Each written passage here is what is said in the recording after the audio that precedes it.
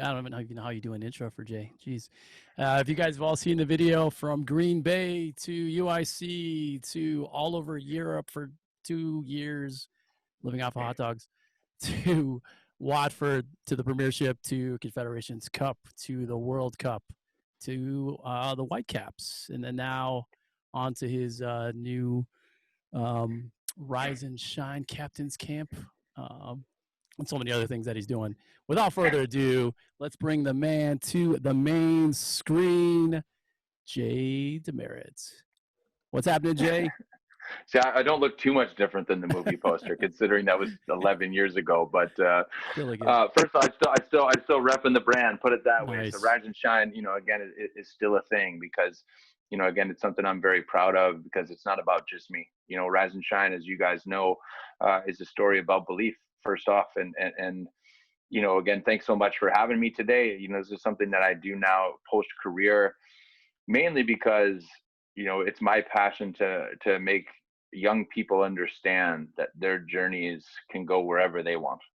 This is something that Rise and Shine became a community platform when thousands of donors donated their hard-earned money to turn my story into a documentary film. So some of you may not know how Rise and Shine started, but we could start with that.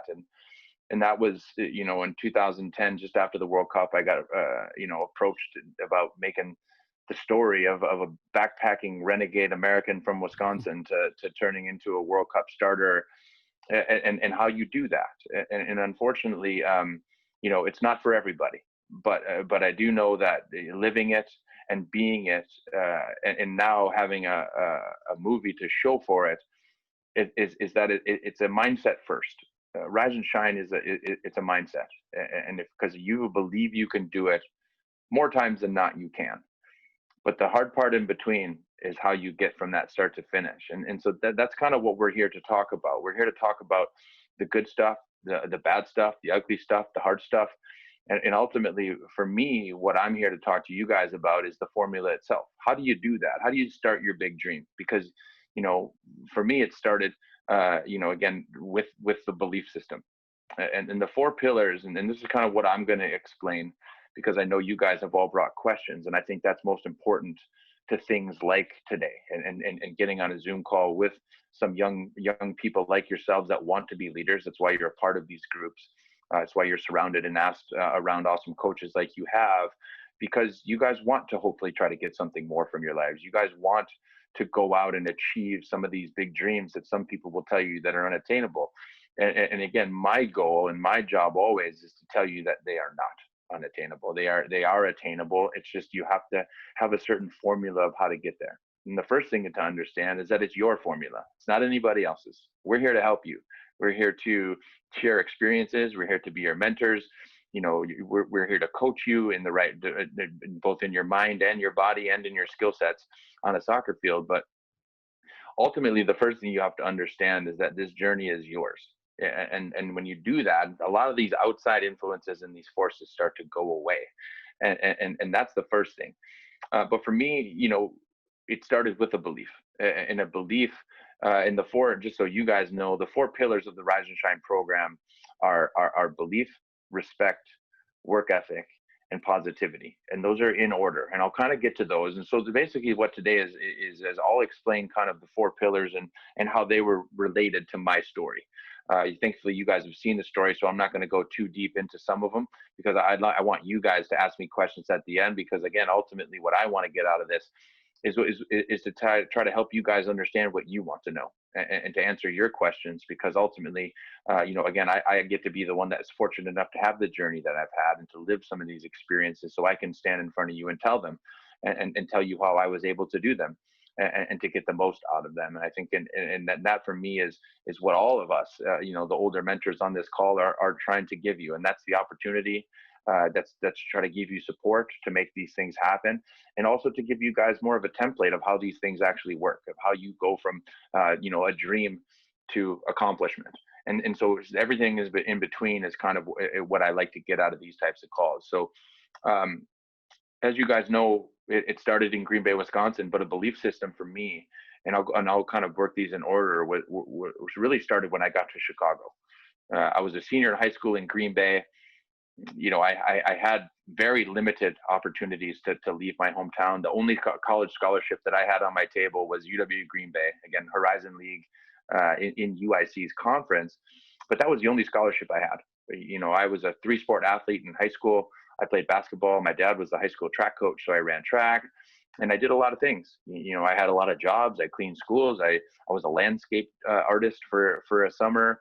I worked basketball camps. I worked soccer camps. I did all sorts of things. And so the first thing for me, not only in creating my belief systems, but also just to who I was by doing things. So I always encourage, if you guys are just playing soccer, I suggest that you go try to find some other things. And it doesn't mean it has to be outside of soccer. There's a lot of things within the sport of soccer that have nothing to do with kicking a ball. Stats, coaching, refereeing, again, fitness, you name it. There's social media workers within that. There's lots of things that you guys in this world can find. And when you start to, in my experience, when I started to put my mind into something else, when I got back to that soccer field, I enjoyed it more. I appreciated it more.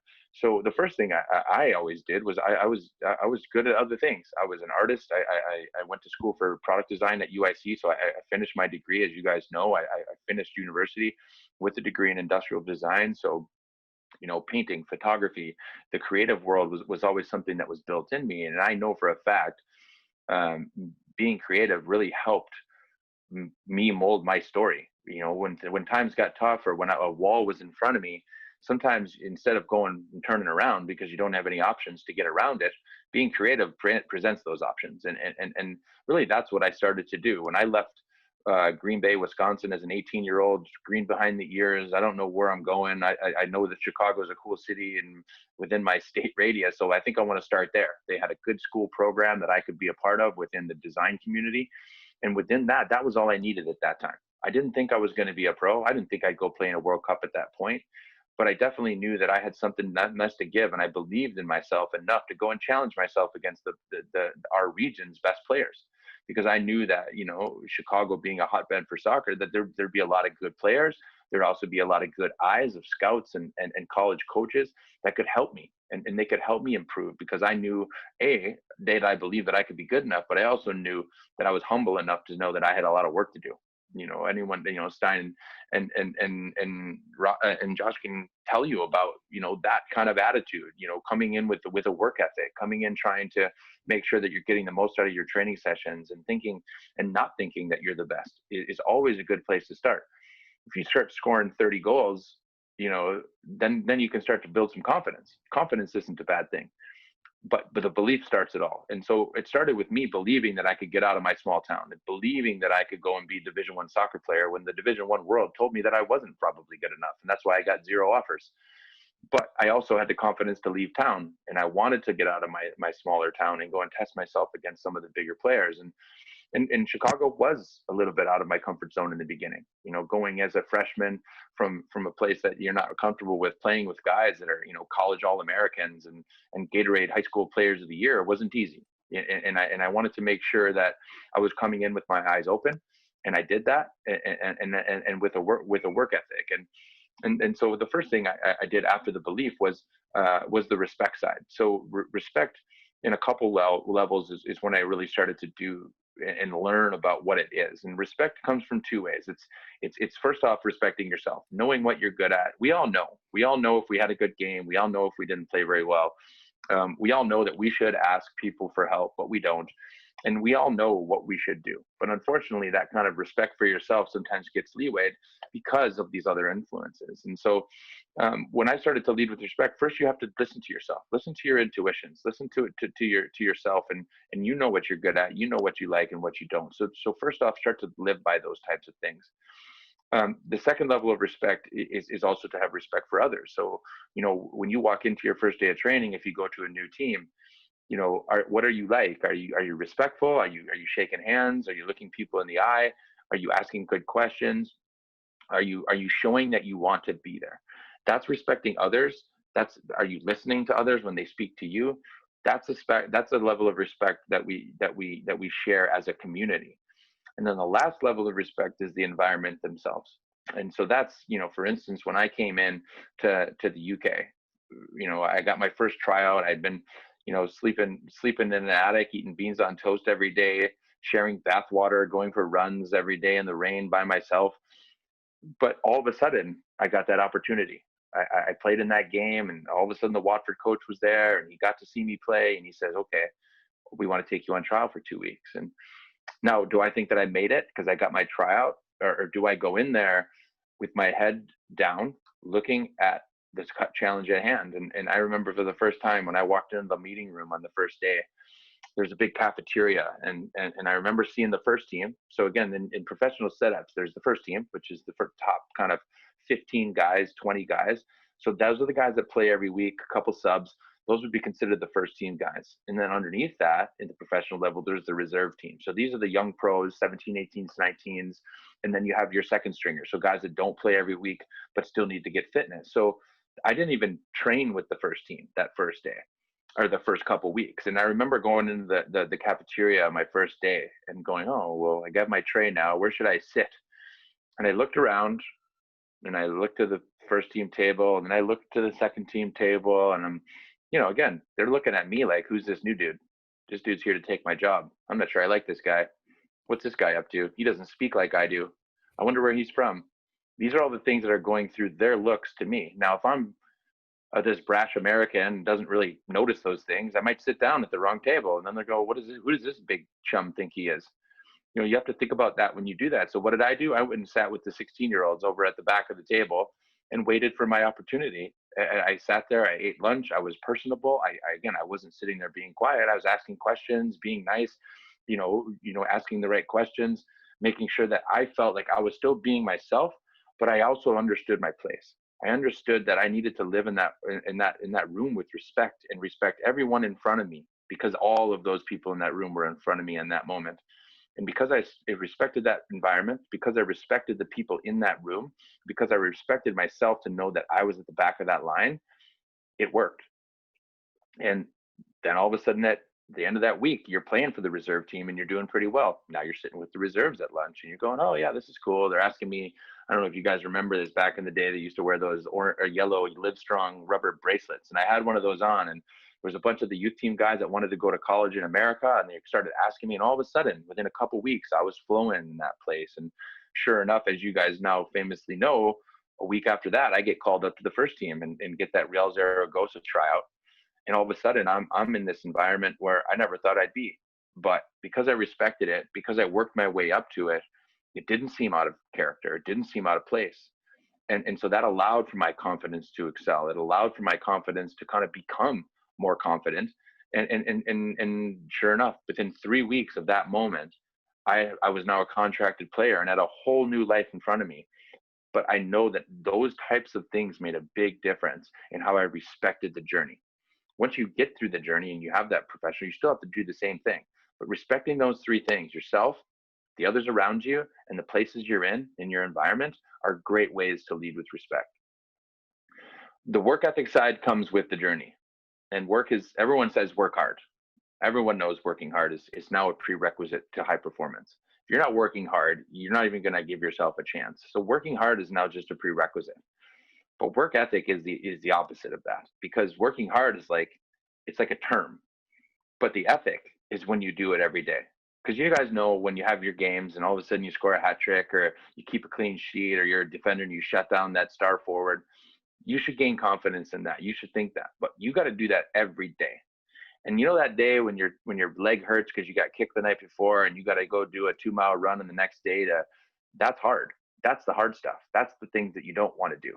And it's on those days, or in England, when I would wake up and I knew that I had to stay fit because I knew that I was last in line. And if I didn't win that fitness test, if I got chosen to go to a team, if I wasn't as fit as those guys, if I wasn't, equal to them, at least on a tryout level, there's no way that coach is picking me.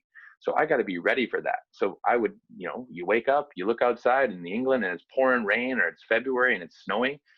I had to get out of my little bed in the corner of someone's house that I didn't know, and get out of bed and go and do what I was supposed to do, because I didn't want to let that opportunity slip if it ever came. And that's the work ethic. Work ethic is doing it every day when no one's looking. Work ethic is when you think and everyone else is telling you that you're not going to make it, but you get up and you face that, and you walk down that ladder, and you put on your rain jacket and you go for a run, because you know, because of that belief system, because of that respect for yourself and your journey, that maybe you're going to get yourself a chance, and that's when you're going to be ready. And that's ultimately what happened, is that, you know, I started to do the work. I would stay after every training session. I started to play, you know, same with UIC, or also definitely when I got to the UK, is after training, I'd ask that coach, I'd be like, hey, you know, because again, it just so happened that my coach at that time was an ex third division player in the UK. He'd played for the Welsh international soccer team. So he had been there. Now, if I'm just going to train and go home, that's one thing.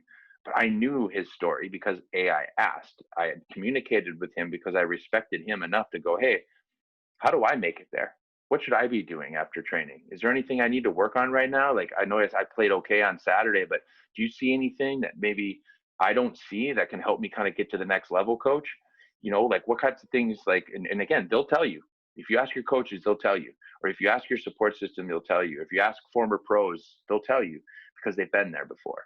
And that helps. That helps really kind of, in your eyes, how do I continue to create my own journey? It's those types of things. Find a mentor, ask good questions. And that's when I started to do. And that's the work too. It's not just how fast can you run 2 miles? It's, you know, the mental and the physical side of the game are both very important. Are you asking the right questions? That's considered work too. Are you putting yourself in environments that are uncomfortable? Are you working on the left foot that you don't like to use, and you know you don't like to use it, but are you doing that when no one else is looking? Are you, and again, when I went to UIC, that's the first question I asked Sasha, our coach. How do I start as a defender? And they said, well, your left foot needs to get better out of the back. I couldn't hit a diagonal ball with my left foot. I could hardly hit one with my right foot. But as a center back, if I can't hit a diagonal ball to my wingers in stride, I'm not really going to give myself a very good chance. But how do I do that? I don't want to embarrass myself hitting 20 off balls to the winger on the other side. So I used to take, again, this is where creative comes in. I used to take electrical tape in 4 different colors and go to my local racquetball court at YMCA or at the university at UIC. And I'd go in there and I'd sit in the middle and I would hit long balls to the red X's, and I'd do short passes to the black X's, or I'd do little chip balls to the green X's. And I'd sit there for 2 hours and I'd get 500 touches. I'm not, and again, I'm down there embarrassing myself, but it's just me and my ball. So again, I don't need to put myself into that environment if I'm smart. The work ethic comes when no one else is around.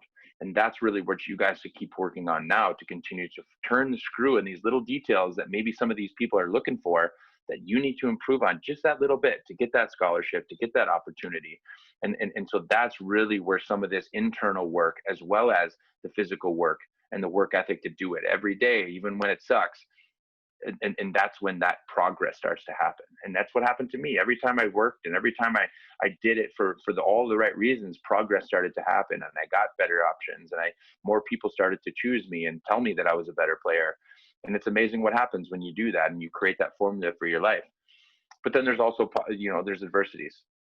And this is where the last pillar comes in, and that's the positivity. And you know, whether it's injuries, whether it's you don't get picked, and again, famously, that the story when I drive 2 hours one way, you know, to think I'm getting a 3rd division tryout, and they put me in for 2.5 minutes. I remember I looked at my watch and it was the 87th minute when they put me in for my big trial game and my big professional opportunity. And I think I squeezed the defense up once, and I didn't touch the ball once, and that was my big opportunity. And now I think, oh shit, there you go. That was my shot. I should probably move back home. And ideally that's what it should say, but because you got your shot and you failed. But for me, you know, that could have been turning into a negative, but for me it really was a positive, because I knew that I had jumped from a 12th division team to a 9th division team to now a 3rd division tryout in just over a year.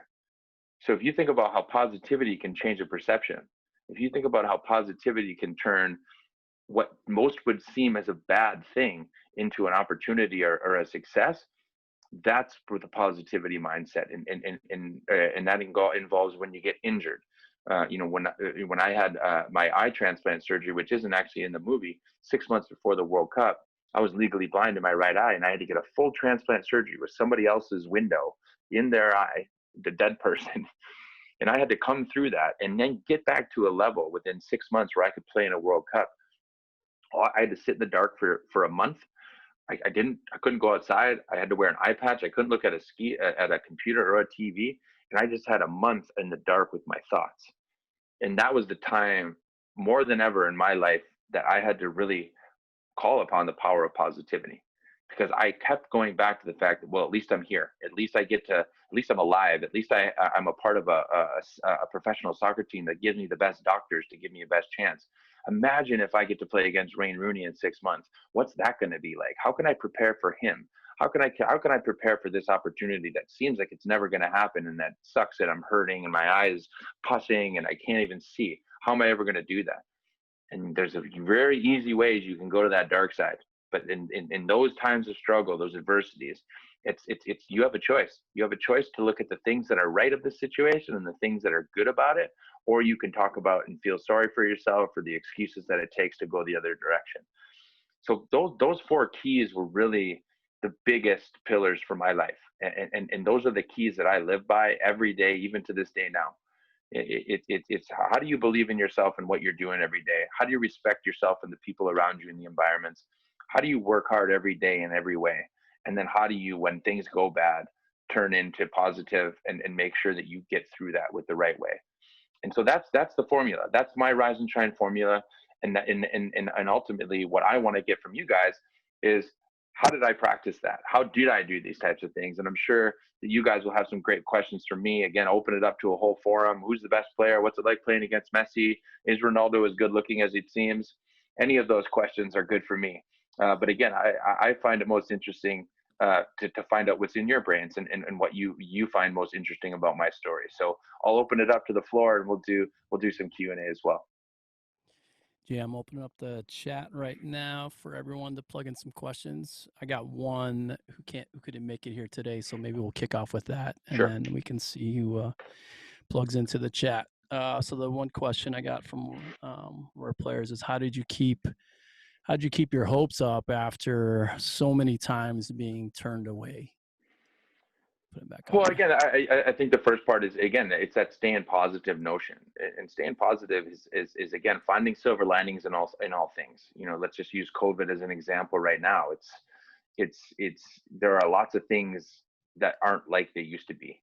But are we looking at the things we used to do and we can't do them anymore and getting upset about it, or are we looking at what we can do, or how can we use this time to connect more with my family because I'm at home more? Or how can we use this time to study more online because there's all this great information out there to make me a better player? Or how can I, there's lots of ways we can look at situations that would be conceived as bad and turn them into something where we're getting good positive work out of. So for me, that was part of it. Part of it was having support. And again, support doesn't just have to be your parents and your friends. Support can come from a lot of different ways. And I think we as humans should always find what that support is. I always tell kids, you got to build your support system. And your support system are just people that support you, people that will tell you when you're not doing things right, or they'll tell you when you do things right. The support is something that gives people confidence. And for me, I had a family that supported me. I had parents, that always supported my crazy ideas. Like I have a degree in my pocket and I go, hey mom, I'm moving over to the UK for $40 a game. You know what I mean? Like mom wasn't exactly the most proud she'd ever be. But what I do know, and this is, the fun part is when all of a sudden you're standing on a halfway line and your national anthem's being played and you're one of 11 people picked for your country. I know my mom was pretty proud of me then. So, that's the kind of things you need to take on when things aren't going great, when, you have to question, oh, am I doing this for the right reasons, or am I good enough? It's those types of things, when things aren't going well, that positive mindset, using your support system to break through, and then using that work ethic, I'm saying, to continue to get better every day. Because if you're going like this, it doesn't matter where you start. It's just, if you're going like this every day, and again, that's about being conscious about monitoring yourself, asking questions. Other people that are monitoring you and yourself, are you doing this every day? If that's the case, then it's just a matter of time. It's not a matter of anything else. And so that's always what I always like to say too. And this is the way I live my life, is that I just look at my improvement and my purpose in my projects. If I'm doing something, say for instance with Rise and Shine now, I'm moving into a point where we can now be a worldwide youth program, how we can take online lessons and turn them into cool bite-sized things from celebrities. And you can, earn the right to go throw touchdowns with Aaron Rodgers, or, you can, go shoot penalty shots on Tim Howard by learning about his story. So no one thought that I could do that a long time ago, but that was 2 years ago. And I've been working in the dark for the last 2 years trying to build this thing, and now it's working again. So even in my retirement, I'm realizing that the mindset stays the same. And so that's a good mindset as you guys should keep as you start to move forward to getting better when times aren't always awesome. Right. Got one from Sophie Klein. Let's bring her up to the screen. There you go. Hi, Sophie. Nice hoodie. You look warm. Thank you. How did your mindset change when you became captain at Watford? Well, I mean, your mindset has to change. Like when you become a leader, again, I always say you can never have too many leaders on a team. But that being said, when you become the leader, when you become a captain, your mindset has to change, because you're not just responsible for yourself anymore. And, for me, I believe that it was something I had to work towards. I think all of us will have certain parts of leadership built into us. Some are more natural leaders than others, but leadership is learned. And I believe leadership is learned through experience, adversity, your ability to cope. And then the last part about being a captain is ultimately how you relate. And so, if you're the person that always thinks they're better than everybody else, it's hard to talk to the person on the bench, because that person on the bench probably won't accept that you're listening to them.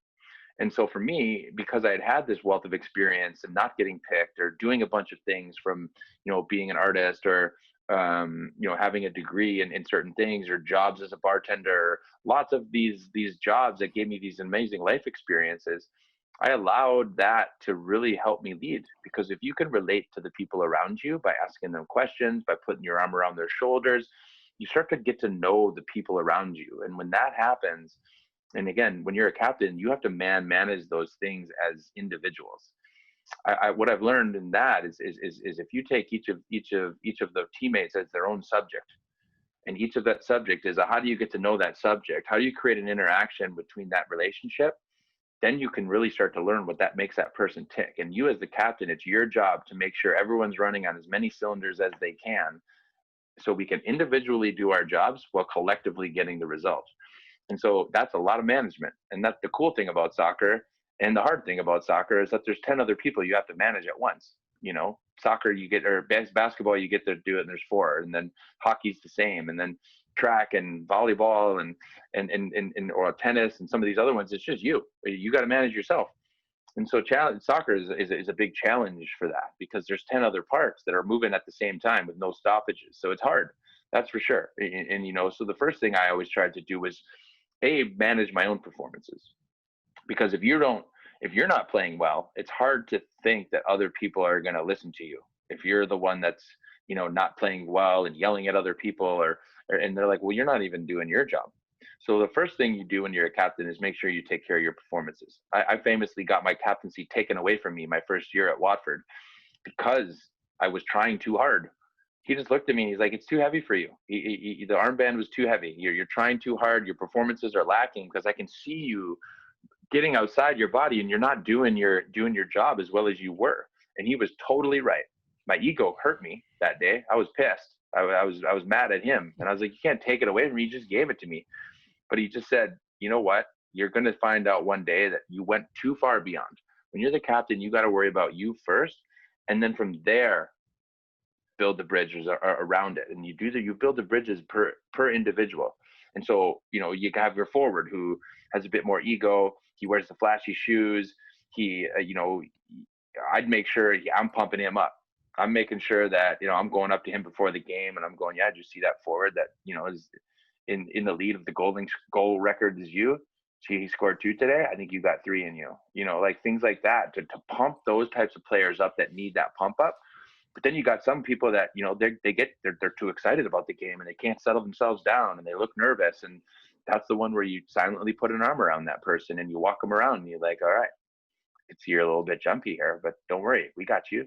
Let's just make sure you concentrate on your job, get it, give it, get your way into the game and do your job. And sometimes that settles that person down. And so again, the whole idea of being a captain is about man managing, or in your case, female managing, this whole idea of we're all different and we all want to get the most out of our persons, but you got to understand that each of those persons are different, and how do you relate to them so then they will listen to you, and then you as the leader of the team work well with the manager and the coach, because the coach will have the system, you are now the voice of that system, and now you have to be the piece between the two.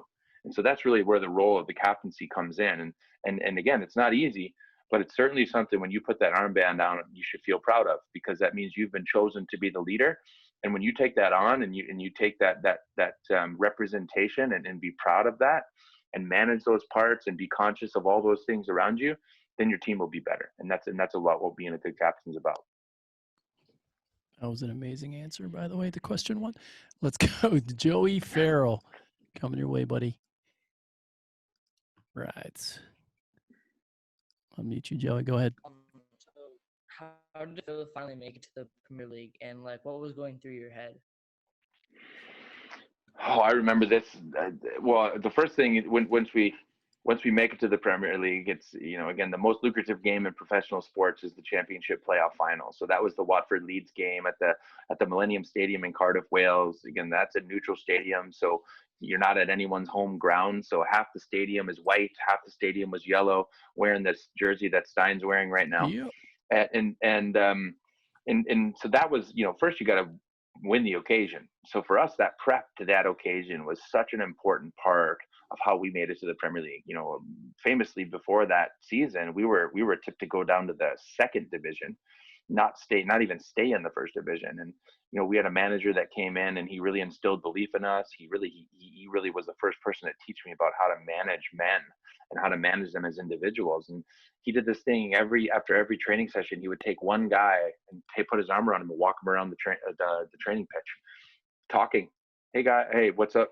What did you think? I thought you played really well. What are your challenges this year? What do you think that your best quality that you bring to the team is? And so he just started to really understand who we were as individuals, and then he could build the structure as a collective. And he did that really, really well. So by mid-season, we were believing in ourselves as individuals and really understanding what the team was.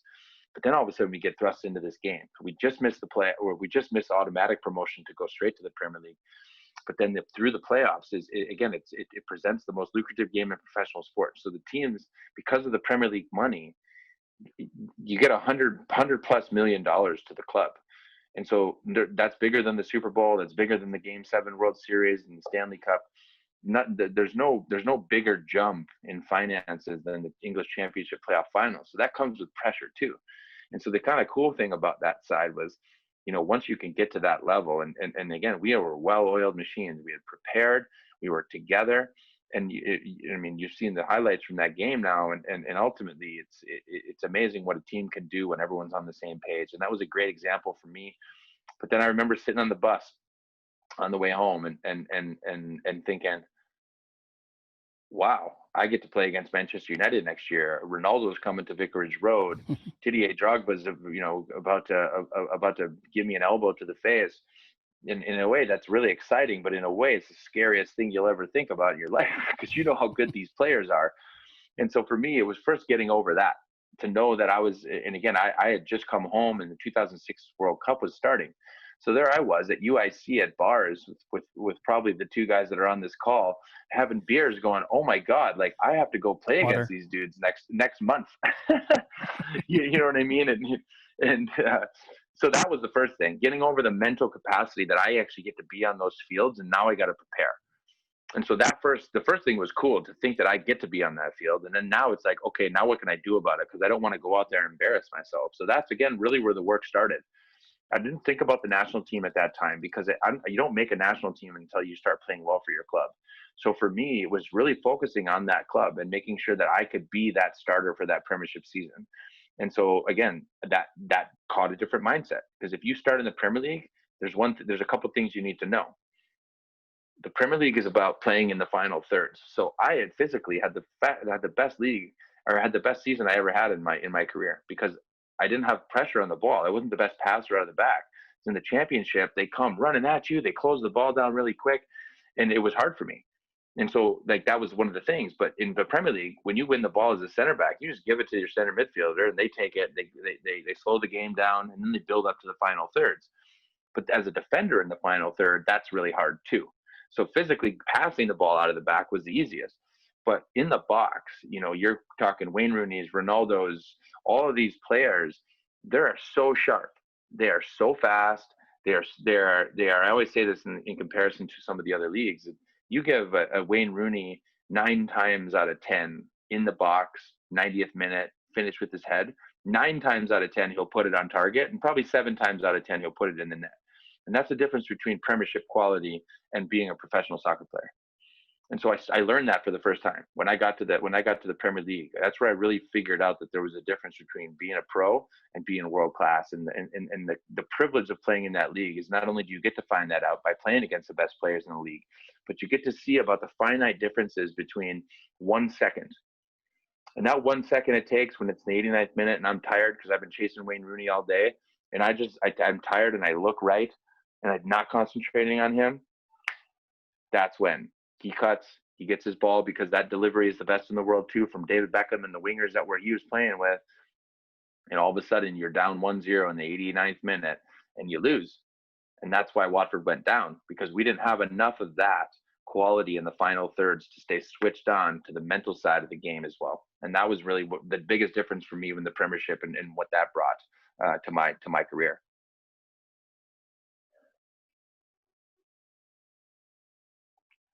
From our boys director, Coach Adam. I'll meet you here, buddy. Hey, Adam. There you go. Hey, what's up, Jay?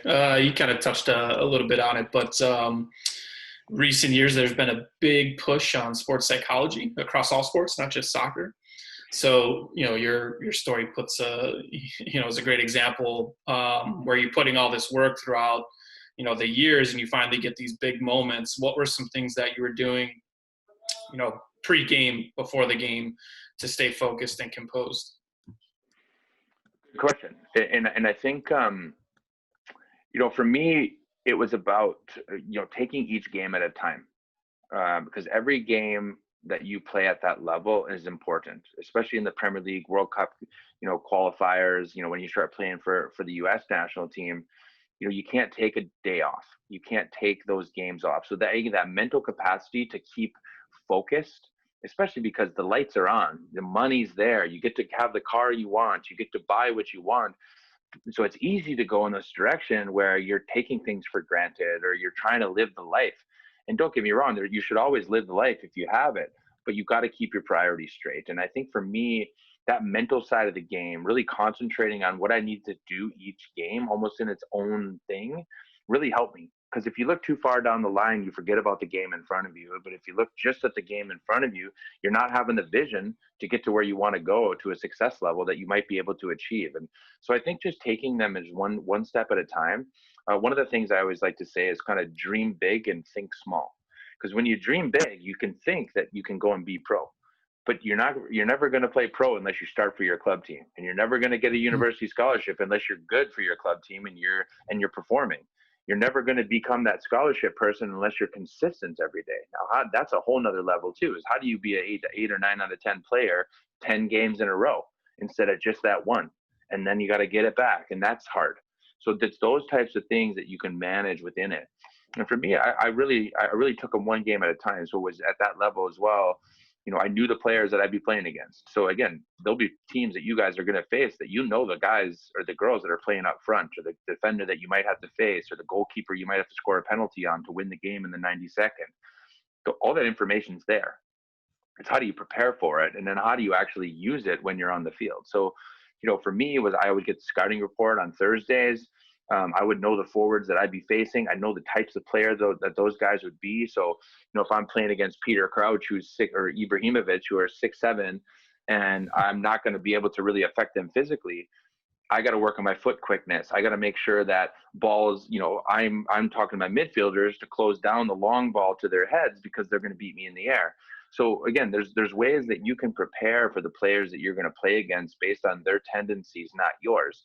but then you actually take your tendencies. So I was an aggressive defender. I was a competitor. I was a good athlete, so I could compete, and I was fitness. And so I could do it for 93 minutes. And so I knew what I brought to the table too. But then the real mental side is, how do you take who you are, who they are, and bring that to battle. And that for me was how I prepped a lot for those big games and those big players that I would have to face every week. Got one from Chiara DeVito coming your way. Go for it, you're on. Okay, sorry. My question is, hold on, I need to pull it up. Okay. How can I improve my capacity to be coachable?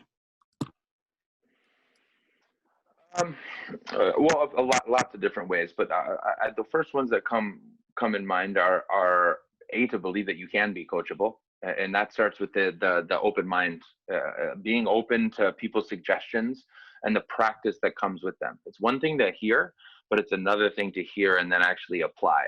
So I think the first thing is actually getting feedback, taking that feedback, whether it's constructive or bad, or if it's good, making sure that you listen and then practice that thing. That's one way to be coachable for sure. Because that's hard. Sometimes they don't actually connect those two things. One is, yeah, I heard you, coach, but I actually don't believe you, so I'm not actually going to do that. She's one of my players, by the way.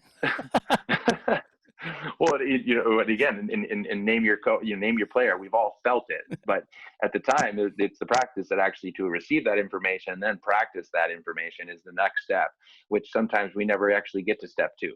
So the first step is try to get to step 2, where you're practicing what the feedback is giving you.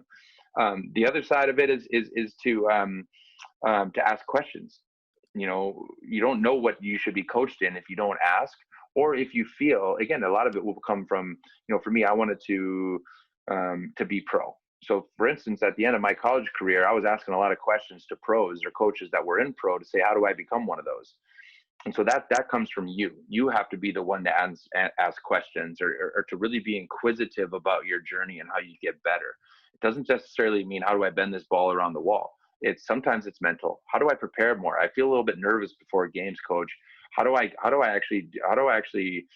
settle my nerves down before the game? Or you can Google it. There are things and questions that you might have internally that you need to get answers to, because all those things calm your mind, or at least open the receptors to create the relationship to get better. And when you create a relationship to get better, it's a two-way street. It's, what do I think? What do I feel? How do I express that? Communicate that? How do I get that other person there to now take my information and then now give it back to me? And so that relationship is really how you become coachable and get the most out of being or get the most out of a coachable environment. One from Gage Lockley coming your way, buddy.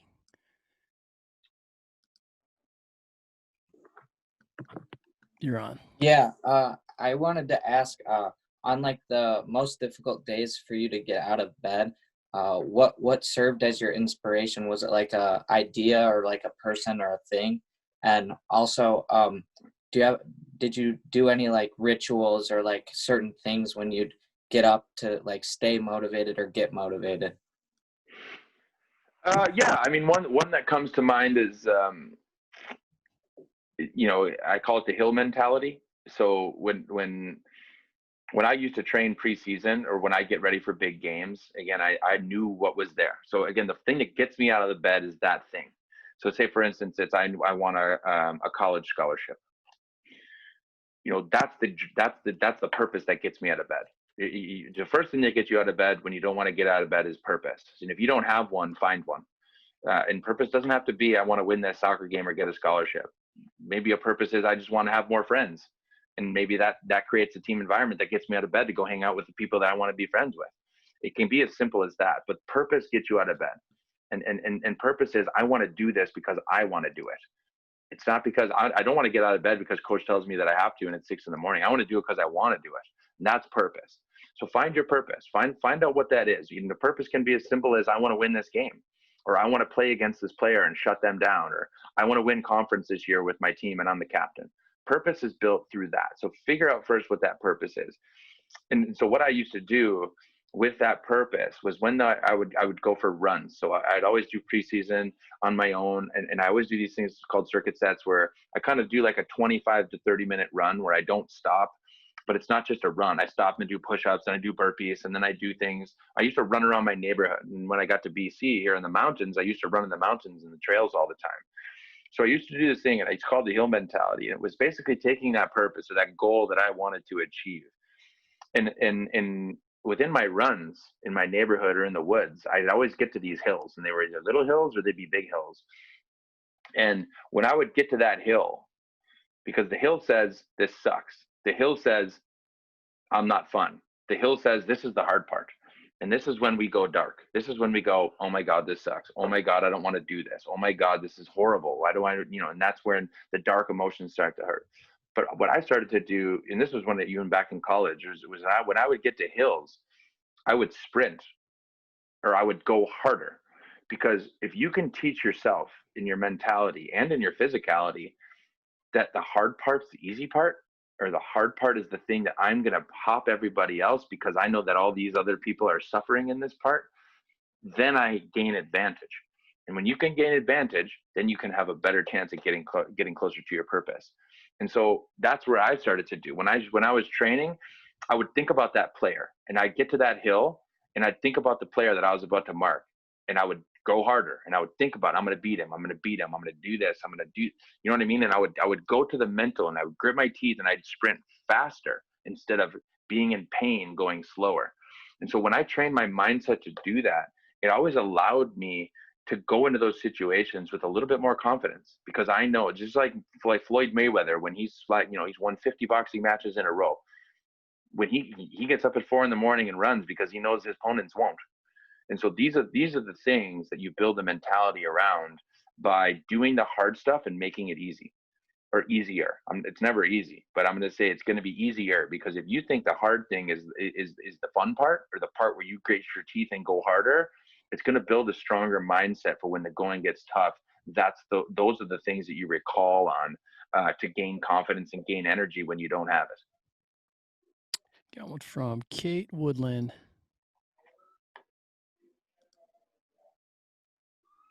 I was just wondering, like, how you knew that moving to Europe was like the right move for you, or how you like knew that that was the step you wanted to take. I think that's a good question, because again, it really comes down to opportunity. Anyone knows that I had very few opportunities coming out of college. I had a couple PDL opportunities here, in Chicago. Again, playing for good managers like Brett Hall and people like like Stein, and so within that, they help me give a little bit of confidence to say, keep going. We know you've been a little bit behind the ball, and you've come from a longer line, so keep it up. And so rely on some of your coaches, but definitely opportunities. And the opportunities for me, again, having Kieran, who I was playing with every day, know my game and go, hey, I'm going back to live with my mom in the UK. Why don't you come? Because I think your game suits the English game. I think your competitiveness would fare well. And I think that kind of opportunity could be good for you. Again, I had an opportunity to go live in England with a roof over my head for free. That's a big deal. That's a lot of savings, and that's a lot of opportunity that I might be missing if I don't take that chance. So for me, it was I had an opportunity to go to a foreign place that was really good at soccer and give myself a chance, because I didn't have to have a $10,000 budget to try to stay there. So that was one. Number two is the fact that he knew people in England that might be able to help me along my way was number two. So again, look out your opportunities. Are there coaches that might give you an opportunity? Are there places that you've never been that you want to go to that might have a soccer team that might allow you to come and be a part of that? Because life should always be reciprocal. It's not just about the sport. And for me, it was, I get to go to Europe. I get to go to England and London. I get to live in a place for free.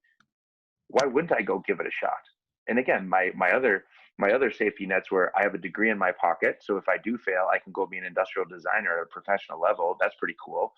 And then I also had done a bunch of other things. So I knew that I'd be okay if I failed. I knew that. And I also knew that I had parents and a support system that loved me in case I failed too, that I'd still be all right, because at least I'd still be loved. And so all of those things really helped me to give myself the confidence to go to Europe. And again, there's lots of places you can go. There's a lot of people. Again, just look at your opportunities, look at the opportunities in front of you, but think about them too. Think about the places you could go. Think about the people you know that might be able to help you get there, and then really kind of monitor that, and then help that make you make the decisions. I'll take a couple more here. Taylor Camel. She's got a good one that I want to know too, the answer to this question. Right. So my question was that who is the hardest forward that you had to defend, and like what made it so difficult to defend them? Great question. The hardest person for me, well, two. One is I'm gonna, well, the top one for sure is the guy named Didier Drogba. He was Premier League Player of the Year for Chelsea for many years. Played for the Ivory Coast, finished his career with Montreal and Phoenix here in the States. But he was the kind of guy, again, he was from Africa, so he had this incredible savagery about him. He'd give you an elbow and he'd look around and he wouldn't let you, he was tough. He was tough as nails. He was quick. He was 6'2", so I couldn't beat him in the air. He could hit it from 25 yards with a volley, or he could push past you and run behind you.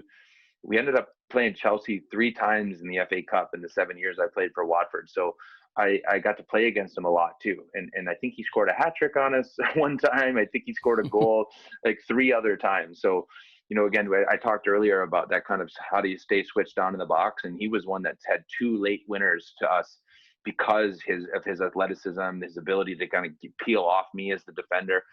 And you kind of like when you play against guys that are bigger than you, stronger than you, and faster than you, it's hard to find an advantage. But guys like Wayne Rooney, I could beat him physically. I could match his competitiveness. I could, those types of players I really love, because I'm not the biggest guy. I'm just over 6 feet. So I kind of, some of those bigger players is who I had the most trouble with. And then, the biggest one, of course, I think I played against Ronaldo when he was at Manchester United, but he was just starting to find the Ronaldo that he is now, that kind of the complete player. He was still not as physically dominating as he is now. So I wouldn't say him then, but I would say Messi would be would be number 2, mainly because I didn't play right up against him for 90 minutes. Drogba, it was 90 minutes of a battle, and that's when you really feel what that competition is. So I would say him at the top, but Messi is equally interesting, because what I found about Messi, and this is why I like telling this story to kids and to people like yourself, is because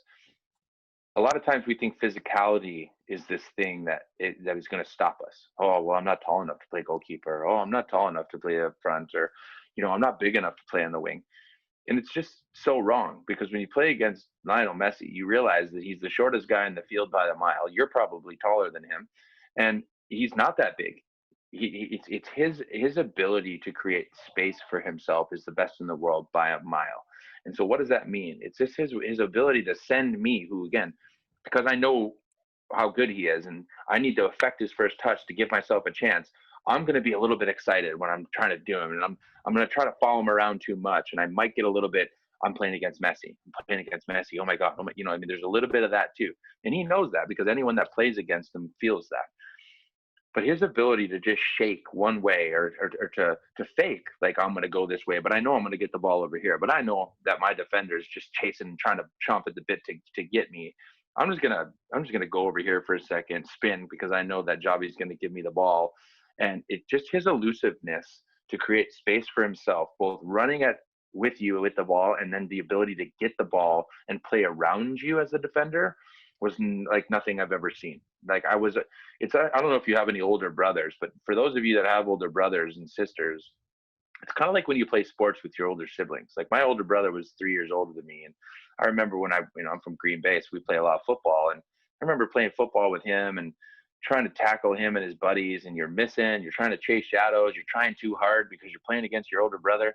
That's what it feels like when you're playing against Lionel Messi. Like you can't really touch him. You try to kick him, but you can't really affect him, because he just gets kicked all day long and he just keeps a straight face and goes get the ball again. And so he kind of beats you down in a lot of different ways, where you just kind of feel helpless by the end. And playing against him definitely makes you feel a little bit helpless, because that's, again, the difference between world class and professional is certainly something like him. Amazing. Take one more question from Freya McBride, one of your old friends' daughters. All right, Freya.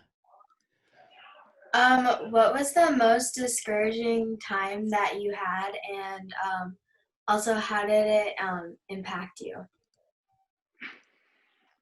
There's a couple. I mean, the first one, it was, before professional. It was kind of as I was probably 6 or 7 months into my European journey. You come there, you land. Again, I know what I'm in for. I know my journey is very low risk to me being professional.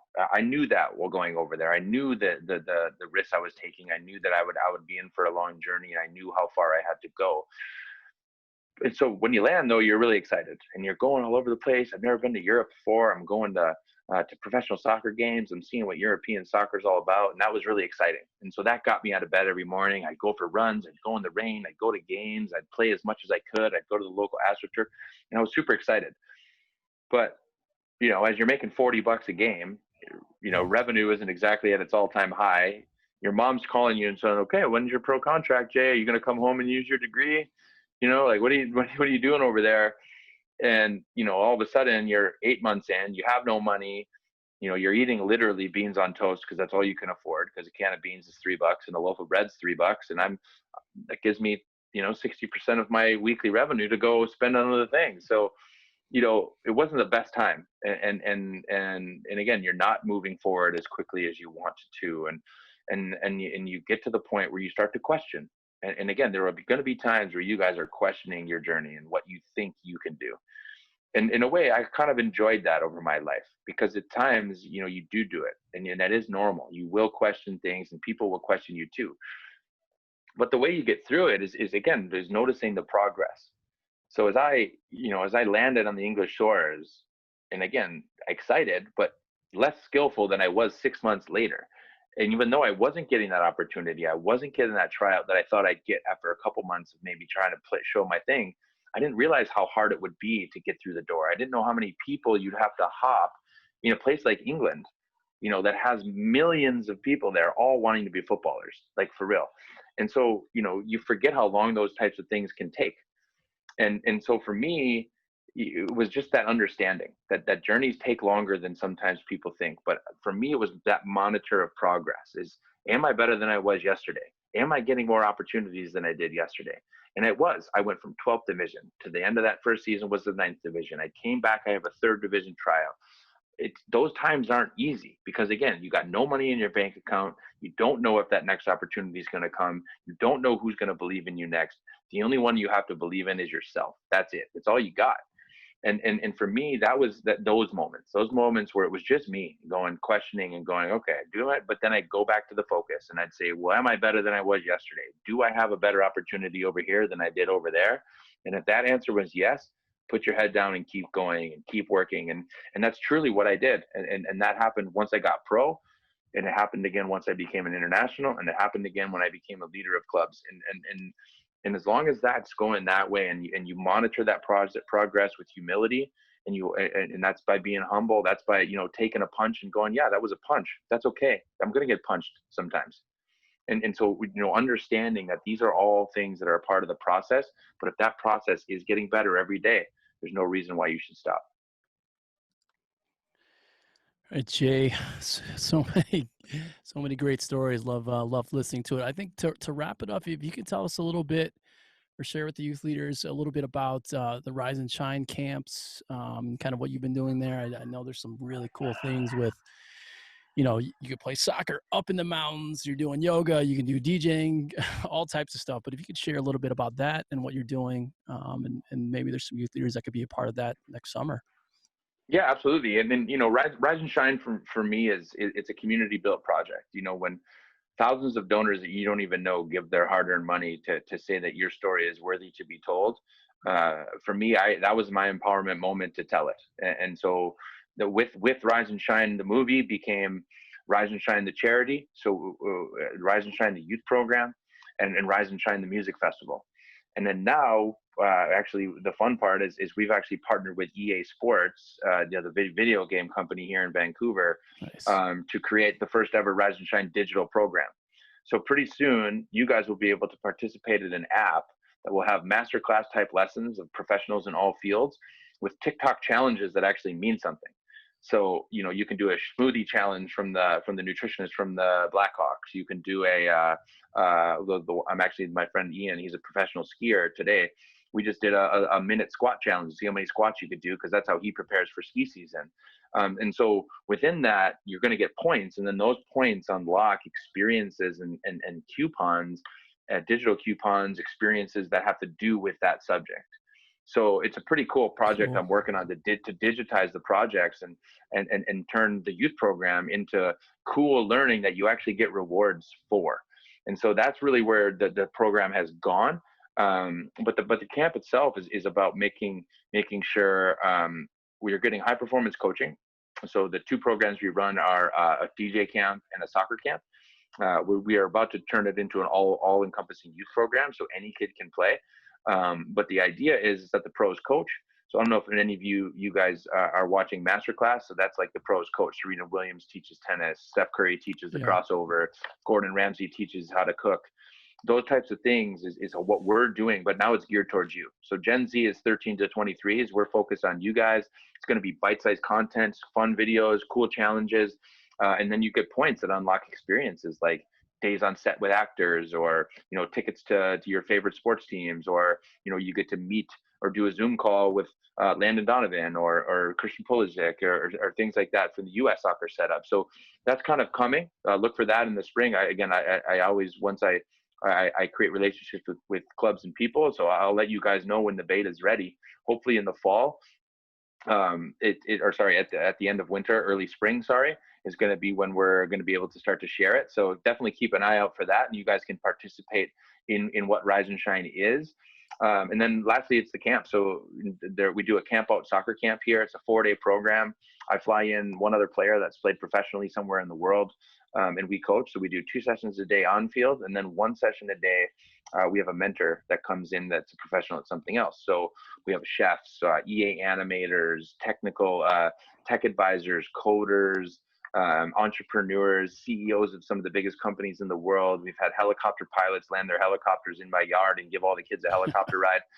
And it's for me, it's just about mixing that mentorship. And you guys have great mentors in front of you who are on this call, because they create things like youth leadership opportunities. And the fact that you guys are here is a good sign. But how you use that is going to be the keys to your future. There are more people than soccer that are going to make your life better. There are more mentors that you should ask outside of the sport that you probably love that will make you understand life a little bit more. And so that's what Rise and Shine is. It's about utilizing our community to tell awesome stories about interesting people, and to make sure that you guys as young people use us as your support system, so you can go and achieve your big dreams and play in World Cups and sell companies for $50 million and be who you want to be. So that's ultimately what Rise and Shine is. It's a community first program, and we're always looking for more people to be a part of it. So as you guys move forward, keep an eye on us, and I'll make sure to send the app to Stein when it's ready, so you guys can take a look at it and take a run through it and see and tell us what you think. All right, Jay, can't thank you enough, man, for sharing all your great stories. Very inspirational. I mean, the movie is fantastic. I've been telling your story even before the documentary came out to a lot of the players I've coached, so it's such a great tool. But again, thank you again. We will, once I get that info, I'll email out to all the youth leaders, so hopefully they can be a part of that. So 100%. And again, I'm always making sure when I finish these calls too, is that, you know, we're not mentors for just for show. You know, if you guys have more questions, if you need to get in touch with me in any way about certain parts of the story, I'm all ears. I have emails, I have social media. Don't be afraid to reach out, because that's truly what mentorship is. And we're here to try to help you guys create your journeys, because again, when you get to go do things that everyone wants to do, it's pretty awesome. And so it's our job, hopefully, to help you get there and appreciate your time today and in your ears. And hopefully we can keep pushing forward together. All right. Thanks, Jay. Appreciate your My time. pleasure, guys. Thanks a lot. See you, Stein. See ya.